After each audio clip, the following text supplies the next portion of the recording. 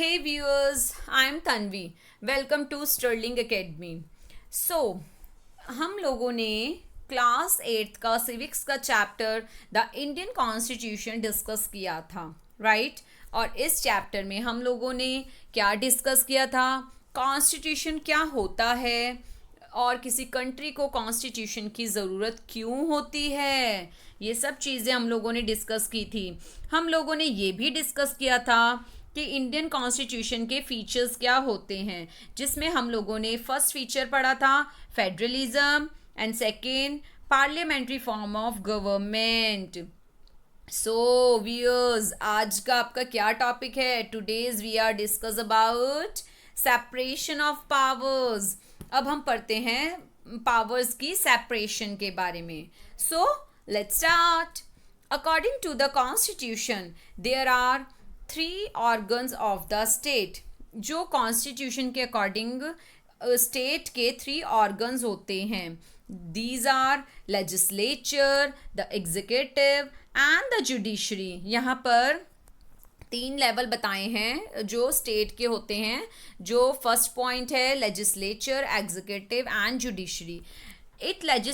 The legislature refers to our elective representatives. The executive is a small group of people who are responsible for implementing laws and running the government. जो legislature होता है इसमें वो सभी लोग होते हैं जो हमारे द्वारा चुने जाते हैं, इलेक्टिव रिप्रेजेंटेटिव्स होते हैं. और एग्जीक्यूटिव के अंदर एक स्मॉल ग्रुप होता है लोगों का हु आर रिस्पॉन्सिबल, जो लॉज को इम्प्लीमेंट करने के लिए और गवर्नमेंट को रन करने के लिए उत्तरदायी होते हैं, रिस्पॉन्सिबल होते हैं. कैसे? लेजिस्लेचर में जो रिफॉर्म्स हैं, जो सारे लॉसेस बियर करना है, वो लेजिस्लेचर के लोग, लेजिस्लेचर में जो लोग आ रहे हैं वो ही करते हैं. एग्जीक्यूटिव के अंदर जैसे हमारे पीएम हैं, हमारी फिनेंस मिनिस्टर हैं या हमारे एचआरडी मिनिस्टर हैं, जितने भी मिनिस्टर्स हैं वो सब काउंट होते हैं, राइट? द जुडिशरी के अंदर हमारे कोर्ट्स काउंट होते हैं. कोर्ट्स इन दिस कंट्री लिखा है ना, हमारे हाई कोर्ट हैं, ठीक है, हमारे सुप्रीम कोर्ट हैं, ये कोर्ट काउंट होते हैं इसके अंदर. In order to prevent the misuse of power by one branch of the state, the Constitution says that each of these organs should exercise different powers.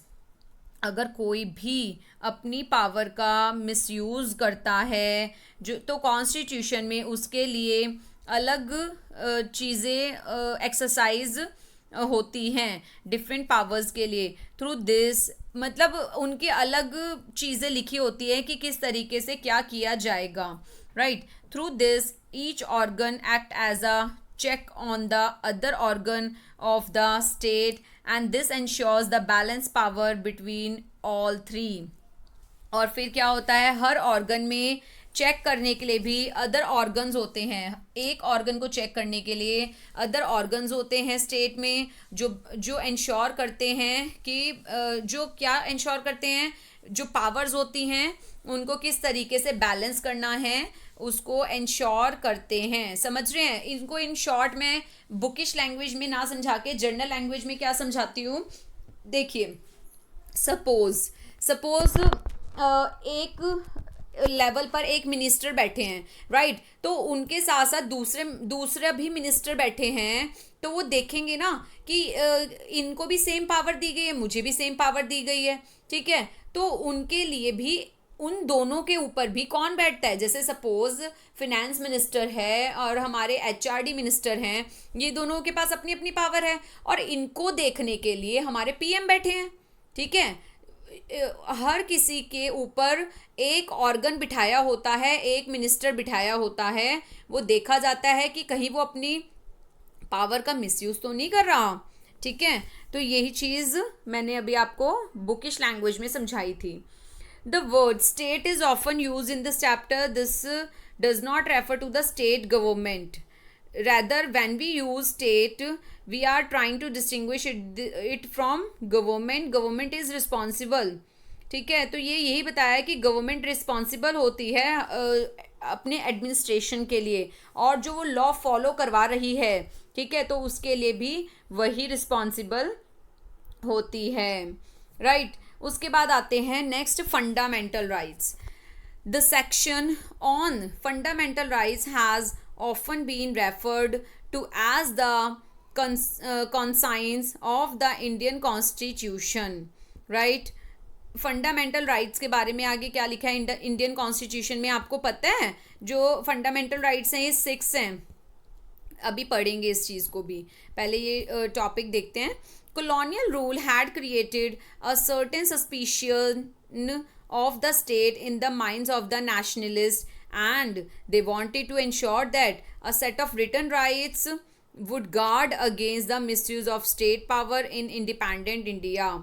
ये जो थे ना राइट्स, ये रिटर्न फॉर्म में इसलिए किए गए कि कोई भी जो स्टेट है वो मिसयूज़ ना कर सके, जो स्वतंत्र भारत की पावर जो उनको दी गई है, स्वतंत्र भारत में जो उन्हें पावर दी गई है वो उसका मिसयूज़ ना कर सके, इसलिए ये रिटर्न राइट्स हैं। Fundamental rights therefore protect citizens against the arbitrary and absolute exercise of the power by the state. Her citizen को प्रोटेक्ट करती है। ये जो फंडामेंटल राइट्स हैं ये हर सिटीज़न की प्रोटेक्शन के लिए हैं। द कॉन्स्टिट्यूशन दस guarantees the rights of the individual against the state as well as against other individual।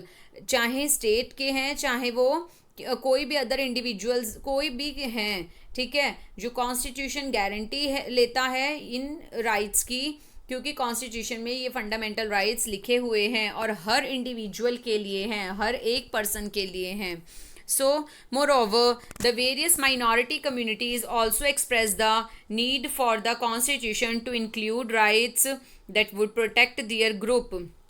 जो माइनॉरिटी कम्युनिटी है, जो अभी मैंने आपको बताया, माइनॉरिटी के अंदर आप ये भी कह सकते हैं कि जो एस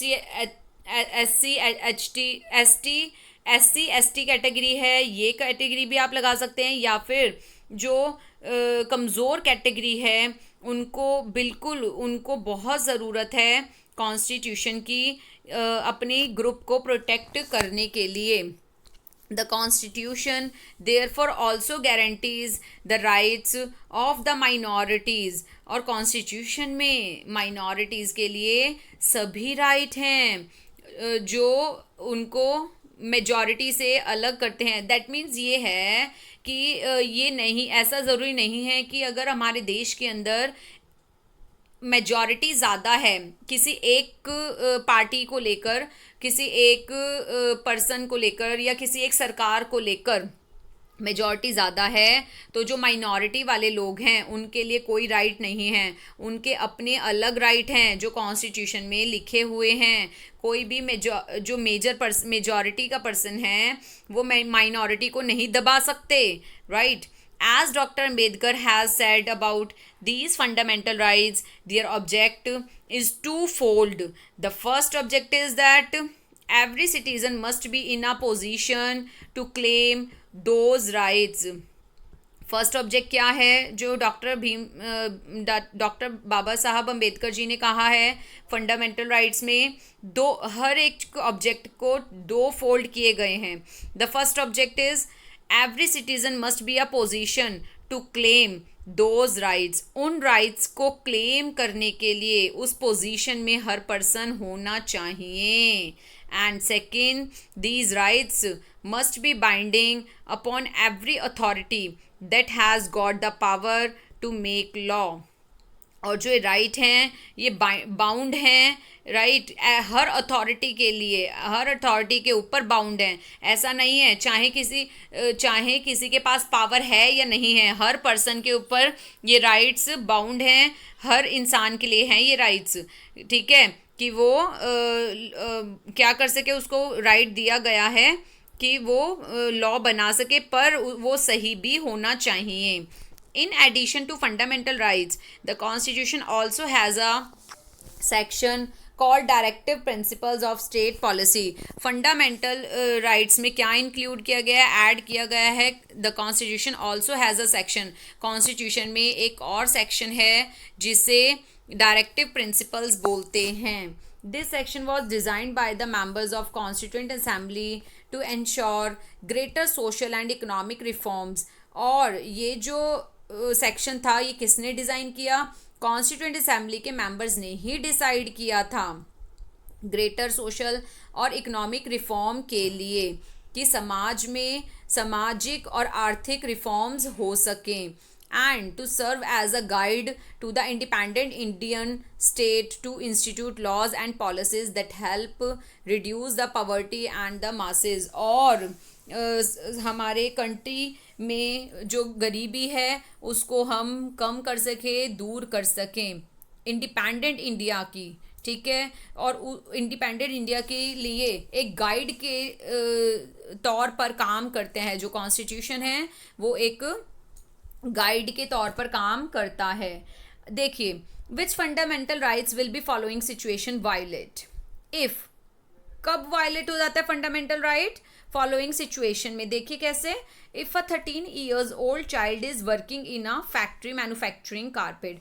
अगर एक बात सोचिए, इसको हम तब पढ़ेंगे जब हम फंडामेंटल राइट पढ़ेंगे। जब हमें फंडामेंटल राइट्स पता होगा ना, तभी तो हम इस पॉइंट को पढ़ सकते हैं। फिर आपको बिल्कुल पता होगा कि ये पॉइंट मैम सही बोल रही हैं। देखिए कैसे, the fundamental rights in the Indian constitution. कौन से हैं फंडामेंटल राइट्स, ये आप सब जानते हैं। फर्स्ट, राइट टू इक्वालिटी, समानता का अधिकार। हर पर्सन को, हर एक पर्सन को जो इस कंट्री में रह रहा है, लॉ की नज़र से, कानून की नज़र से सब समान हैं, चाहे वो किसी भी स्टेट में रह रहा है, ठीक है। It also states that no citizen can be discriminated, किसी भी सिटीज़न के साथ भेदभाव नहीं किया जाएगा, चाहे कास्ट, रिलीजन या सेक्स के नाम पर, राइट। दैट मीन्स चाहे वो फीमेल है, चाहे वो मेल है, चाहे वो अदर जेंडर का है, उसके साथ भेदभाव नहीं किया जाएगा, उसको इक्वालिटी दी जाएगी, right. Every person has access to all public places, हर इंसान को पब्लिक प्लेसेस पर जाने का पूरा अधिकार है। आप ये नहीं कह सकते पहले के जैसे कि आप मेरे मंदिर में नहीं आओ या आप मेरे गुरुद्वारे में नहीं आओ, ऐसा नहीं होता कहीं भी। हर पर्सन को, हर रिलीजन के पर्सन को प्लेग्राउंड, होटल, शॉप, कहीं भी, एवरीवेयर, ठीक है, सब चीज़ें यूज़ करने का, वहाँ जाने का पूरा राइट है, इक्वालिटी है। और इसी और अनटचेबिलिटी के लिए ये जो the practice of untouchability has also been abolished. और अनटचेबिलिटी जो छुआछूत का जो पहले बोला जाता था, इसको एबॉलिश किया गया है। That means right to equality क्या बोलता है कि सभी को एक नज़र से देखा जाएगा, right. Right to freedom, second आता है right to freedom. This includes that right to freedom of speech, expression, right to form of associations, move freely। इसका मतलब ये है आपको बोलने का पूरा अधिकार है, अपने व्यूज़, अपनी स्पीच रखने का पूरा अधिकार है। आप कंट्री के किसी भी जगह पर कंट्री के अंदर किसी भी जगह रहते हैं, आपको कहीं भी जाने का अधिकार है, आपको नहीं रोका जाएगा। आपको कोई भी प्रोफेशन अपनाने का अधिकार है, कोई भी बिजनेस करने का अधिकार है। अगर आप इंडिया के सिटीज़न हैं तो आपको पूरी स्वतंत्रता दी जाएगी, स्वतंत्रता का अधिकार। सेकंड ये था। थर्ड आता है right against exploitation. The Constitution prohibits trafficking, forced labor and children working under 14 years of age। यही पॉइंट था कि शोषण के विरुद्ध अधिकार। इंडिया के अंदर 14 साल से कम के बच्चे को किसी भी तरीके की मजदूरी का काम नहीं दिया जाएगा, वो कहीं भी काम नहीं कर सकता। 14 साल से कम का जो बच्चा है उसको सिर्फ पढ़ने का, उसको अच्छे से अपना जीवन यापन करने का अधिकार है, अपना बचपन जीने का अधिकार है। वो कहीं भी बाल मजदूरी करता हुआ पकड़ा जाता है तो जेल की जाती है, क्योंकि ये हमारे कॉन्स्टिट्यूशन में लिखा हुआ है, हमारा फंडामेंटल राइट है, right against exploitation. Next point, right to freedom of religion, कोई भी धर्म अपनाने का हमें अधिकार है। Religious freedom is provided to all citizen, every person has the right to practice, profess and propagate the religion of their choice. कोई भी पर्सन को, जो इंडिया का नागरिक है, उसको धर्म अपनाने का अधिकार है, चाहे वो किसी भी गुरु को अपनाए, चाहे कोई भी धर्म अपनाए, उसको अपनी मर्जी से चुनने का या प्रचार करने का अधिकार है। ठीक है, किसी को बाउंड नहीं किया जाएगा किसी भी धर्म के लिए। ठीक, next point, culture and educational rights. Cultural and educational rights में क्या बताया जाता है? The Constitution states that all minorities, religious or linguistic, can set up their own educational institution. जो कॉन्स्टिट्यूशन है उसमें क्या बोला जाता है कि ऑल जो माइनॉरिटीज़ हैं, रिलीजियस हैं या लिंग्विस्टिक हैं, वो अपना कोई भी एजुकेशनल इंस्टीट्यूशन को क्या कर सकते हैं, उनको पूरा अधिकार है, चाहे किसी धर्म के लिए या किसी भी लैंग्वेज में, ये अपना ओन एजुकेशनल इंस्टीट्यूशन क्या कर सकते हैं, स्थापित कर सकते हैं, in order to preserve and develop their own culture, और अपने कल्चर को बढ़ावा दे सकते हैं, डेवलप कर सकते हैं अपने कल्चर को और अपने एजुकेशन को बढ़ाने का, दैट मीन्स अधिकार है।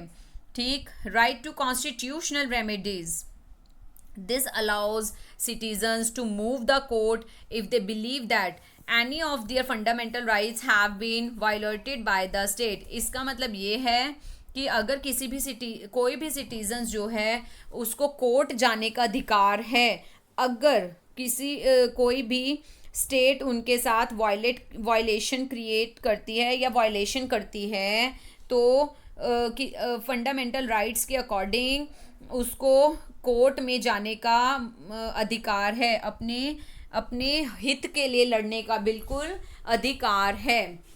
ठीक है, तो आप अब देखिए राइट हैंड साइड पे which fundamental rights will be following situation बोल रखा है, वायलेट। तो अब किस तरीके से फंडामेंटल राइट्स जो है हमारे वायलेट हो जाएंगे, कौन से सिचुएशन में? जहाँ पर 13 साल का एक लड़का कारपेट की मैन्युफैक्चरिंग जो फैक्ट्री है वहाँ पर काम कर रहा है। तो मैंने अभी आपको बताया कि 14 साल से कम के बच्चे को कहीं भी अलाउड नहीं है। ये किसके अंदर आ जाता है? Right against exploitation. तो ये दैट मीन्स फंडामेंटल राइट की अवहेलना होगी, हम उसको मान ही नहीं रहे, तो ये गलत है, ये रॉन्ग है। Next, if a politician in one state decide to not allow laborers from other states to work in his states, ये भी गलत है। कोई भी किसी भी स्टेट के पॉलिटिशियन को वो नहीं डिसाइड कर सकता, वो ये नहीं कह सकता कि मेरी लेबर दूसरे स्टेट में काम करने के लिए नहीं जाएगी, कोई भी पॉलिटिशियन नहीं कहेगा। राइट, अगर पर्सन का मन है कि बिहार से, सपोज बिहार से अगर उसको कहाँ जाना है, अगर उसको यूपी जाना है, उसको गुजरात जाना है, उसको पंजाब जाना है, तो उसकी इच्छा है वो जा सकता है। Next, if a group of people are not given permission to open a Telugu medium school in Kerala, ठीक है, तो ये भी गलत है कि किसी भी, जैसे सपोज एक ग्रुप के लोग हैं, वो केरला के अंदर तेलुगु मीडियम स्कूल खोलना चाहते हैं, तो उनको अगर परमिशन नहीं दी जा रही तो वो चीज़ गलत है, ये राइट नहीं है। राइट क्या है कि कोई भी अपने एजुकेशनल या कल्चरल से रिलेटेड कोई भी इंस्टीट्यूशन को खोल सकता है। इफ़ द नेक्स्ट है, if the government decides not to promote an officer of the armed forces because she is a women, ये भी गलत है। अभी मैंने बताया किसके अंदर आता है, ये इक्वालिटी, राइट टू इक्वालिटी के अंदर आता है कि अगर आप किसी भी पर्सन को किसी भी ऑफिसर को प्रमोट नहीं कर रहे, क्यों? क्योंकि वो एक वुमेन है, इसलिए तो ये चीज़ गलत है, ये फंडामेंटल राइट नहीं है, हम इसके अगेंस्ट खड़े हो सकते हैं। सो आप लोगों ने इन सिचुएशंस को पढ़ने से पहले मेरे साथ फंडामेंटल राइट्स रीड किए, तभी हम लोगों को इनके सिचुएशंस पता लगी। ये जो 4 सिचुएशंस दी गई थी, ये हमें पता लगा कि बिल्कुल सही दी हुई हैं और ये किसमें, हमारे फंडामेंटल राइट्स के अगेंस्ट हैं, राइट। लास्ट आता है सेक्युलरिज्म। सेक्युलरिज्म, धर्मनिरपेक्ष राज्य। A secular state is one in which the state does not officially promote any one religion as the state religion. We will read more about this is the following chapter. इसमें क्या होता है, एक secular state वही होती है जो state जो है डज नॉट ऑफिशियली प्रमोट, जो बिल्कुल भी किसको नहीं प्रमोट करती, सिर्फ एक रिलीजन को। अब आप खुद सोचिए, ऐसा है क्या दिल्ली ने, जो दिल्ली है उसने अपनी किसी एक रिलीजन को या किसी एक कास्ट को प्रमोट कर रखा हो? ऐसा तो नहीं है। दिल्ली के अंदर हर रिलीजन के लोग रहते हैं, हर एक कास्ट के लोग रहते हैं, राइट। महाराष्ट्र के अंदर ऐसा तो नहीं है। हाँ, ये कह सकते हैं कि मेजॉरिटी एक कम्युनिटी की ज़्यादा हो, बट ऐसा तो नहीं है कि अदर कम्युनिटी वहाँ सरवाइव नहीं करती या वहाँ नहीं रह सकती। क्या ऐसा है? महाराष्ट्र की गवर्नमेंट ने कहा है क्या कि तुम हिंदू तुम बनिए हो या तुम पंजाबी हो, तुम यहाँ से निकल जाओ, सिर्फ और सिर्फ मराठी लोग रह सकते हैं यहाँ? ऐसा नहीं होता। ये चीज़ बोली गई है कि जो स्टेट अपने स्टेट को सिर्फ और सिर्फ एक ही रिलीजन पे नहीं चलाता, दैट इज सेक्युलरिज्म, धर्मनिरपेक्ष राज्य है। हर स्टेट में हर रिलीजन के लोग रह सकते हैं, क्योंकि हमारा इंडिया ही धर्मनिरपेक्ष एक कंट्री है, राइट। इसको धर्मनिरपेक्ष बोलते हैं। सेक्युलरिज्म कंट्री है हमारी जो इंडिया है, वहाँ पर हर रिलीजन के लोग रहते हैं। हमने ये तो नहीं कहा कि हम सिर्फ हिंदू को ही रखेंगे, नहीं ना। तो वही चीज़, understand the ways in which a country's history often determine the kind of constitution that a country adopts for itself. जो कंट्री है उन्होंने कॉन्स्टिट्यूशन को एक्सेप्ट किया।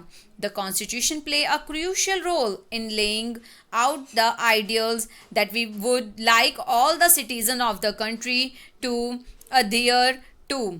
जो कॉन्स्टिट्यूशन होता है वो बहुत इम्पॉर्टेंट रोल प्ले करता है, किनके लिए? सभी सिटीजन्स के लिए जो कंट्री में रहते हैं, including the representative that we elect to rule us. और हमारे चाहे जो रिप्रेजेंटेटिव हैं जिनको हमने चुना है, इलेक्ट किया है, वो भी पर्सन उसमें इंक्लूड होता है। ऐसा नहीं है कि जिनको हमने चुना है उनके लिए कॉन्स्टिट्यूशन के रूल्स अप्लाई नहीं होते। Just like in the game of football, a change of constitutive rules will affect the game. अगर हमने अभी पहले पढ़ा था, याद है आप लोगों को, कि अगर फुटबॉल गेम के रूल्स में चेंजेस हो जाते हैं तो गेम पे इफ़ेक्ट पड़ता है, राइट। ऐसे ही कॉन्स्टिट्यूटिव रूल्स में अगर चेंजेस हो जाते हैं तो गेम पे इफ़ेक्ट पूरे इंडिया पे, पूरे कंट्री पर इफ़ेक्ट पड़ता ही पड़ता है। Indian constitution has been changed over the year to reflect new concerns of the polity. जो इंडियन कॉन्स्टिट्यूशन है वो जो न्यू पॉलिटीज़ कंसर्न्स होते हैं उसमें चेंजेस हर साल, मतलब बहुत सालों पहले चेंजेस हुए थे। Often a major change in the constitution means a change in the fundamental nature of the country. और कौन सा एक मेजर चेंज हुआ था कॉन्स्टिट्यूशन में? A change in the fundamental nature of country के फंडामेंटल नेचर को लेकर। We saw this in the case of Nepal and how it needs to adopt a new constitution after it has recently become a democratic society. जो नेपाल का हमने case study की और हमने क्या देखा कि किस तरीके से उसने नेपाल ने न्यू कॉन्स्टिट्यूशन को क्या किया, अडॉप्ट किया, ठीक है, डेमोक्रेटिक सोसाइटी बनाई। पहले तो वो नहीं थी, पहले तो प्रिंस जो किंग थे वही वो रूल करते थे, बट बाद में उन्होंने डेमोक्रेटिक सोसाइटी फॉर्म की। The different feature of the Indian Constitution outlined above involve complicated ideas that are often not easy to grasp. Don't worry too much about this for the moment in the rest of the book as well as the higher classes. अभी आपको इतना ज़्यादा features नहीं बताए जा रहे। It means ये है कि आप लोगों को जितने फीचर्स बताए गए हैं आप लोगों के लिए आपकी क्लास के अकॉर्डिंग ये उतने एफिशिएंट हैं, उतने ही ज़रूरी हैं। बाकी हम जैसे जैसे बड़े होंगे, जैसे जैसे नेक्स्ट क्लास में जाएंगे, हम लोग इसके बारे में और पढ़ेंगे, राइट। तो ये आपका चैप्टर जो है यहाँ फिनिश होता है, राइट। और आप लोगों को फिर भी कुछ नहीं समझ आया हो तो प्लीज़ आप कमेंट बॉक्स में कमेंट कर सकते हैं, और इसका जो स्टार्टिंग के पार्ट्स हैं वो इसके डिस्क्रिप्शन बॉक्स में देख सकते हैं। सो व्यूअर्स, मुझे अच्छा लगता है आप लोग मुझे मोटिवेट करते हैं, मेरे चैनल को सब्सक्राइब करते हैं, लाइक करते हैं और मुझे ऐसे ही अपना प्यार देते रहें।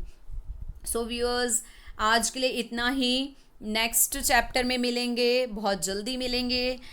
मेरे चैनल को लाइक, शेयर, सब्सक्राइब करना प्लीज़ ना भूलें। Thank you.